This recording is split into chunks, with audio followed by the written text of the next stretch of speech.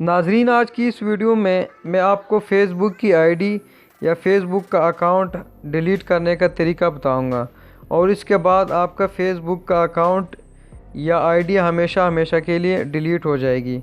तो जिन लोगों ने अभी तक मेरा चैनल सब्सक्राइब नहीं किया उनसे दरख्वास्त है कि वो मेरा चैनल सब्सक्राइब करें और वीडियो को ज़रूर लाइक कीजिए। तो आते हैं अपनी वीडियो की तरफ।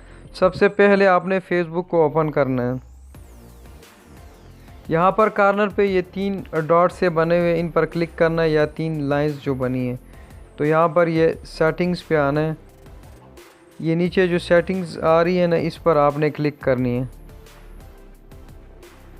इस तरह की एक विंडो ओपन हो जाएगी आपके मोबाइल स्क्रीन पर।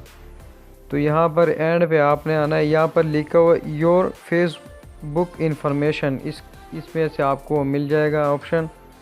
ये अकाउंट ओनरशिप एंड कंट्रोल, इस पर आपने क्लिक करना है। सिंपल सा ट्रिक है गाइस, आप इसको आसानी से इस्तेमाल कर सकते हैं और आसानी से अपनी फ़ेसबुक की आईडी को डिलीट कर सकते हैं। यहाँ पर आपको पूरी इन्फॉर्मेशन दी गई है। तो आपने ये जो डीएक्टिवेट और डिलीट का ऑप्शन है, इस पर क्लिक करना है। ये इस तरह की एक विंडो ओपन हो जाएगी। अगर आपने अपना जो अकाउंट है वो डीएक्टिवेट करना है कुछ अरसे के लिए, तो यहाँ से आप डीएक्टिवेट भी कर सकते हैं और कंटिन्यू पर क्लिक करें। डीएक्टिवेट का मतलब ये होता है कि आपका अकाउंट तो दूसरों के सामने, दूसरे आपके फ्रेंड्स के सामने शो नहीं होगा। कुछ अरसे के लिए आप इसको डीएक्टिवेट कर सकते हैं और दोबारा इसको फिर एक्टिवेट भी कर सकते हैं। अगर आपने जो अपना अकाउंट है बिल्कुल ही डिलीट करना है, तो आप इस डिलीट अकाउंट पे क्लिक करके यहाँ पर ये कंटिन्यू के बटन पर क्लिक करेंगे।